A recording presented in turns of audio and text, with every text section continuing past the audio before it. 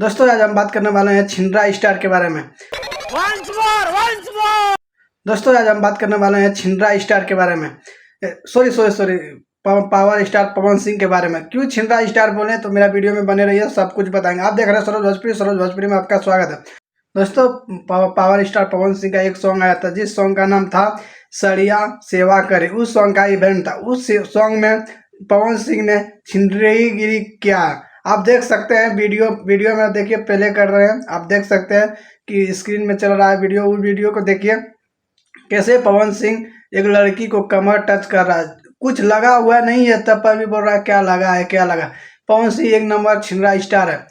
दोस्तों इस power star Pawan Singh है, इसलिए पावर स्टार पवन सिंह कहते हैं। आप थू कर रहा है उसका मुंह पे पवन सिंह का, क्योंकि इस तरह हरकत करेगा तो जब इवेंट करता है लखनऊ में दारू पी के ही इवेंट करता है। इवेंट करके दारू पी के इवेंट में चढ़ता है और आँखा बोलता है, आँखा कान करता है और कमर छूना ये हो पूरा गंदा हरकत करना पवन सिंह का यह पब्लिक को अच्छा नहीं लगता, उसका फैन लोग को अच्छा नहीं लगता। इसलिए पवन सिंह को सब कोई छिंदरा स्टार कहता है। तो कैसा लगा मेरा वीडियो कमेंट करके बता दीजिएगा। फिर मिलेंगे अगले वीडियो में कोई न्यू अपडेट लेके।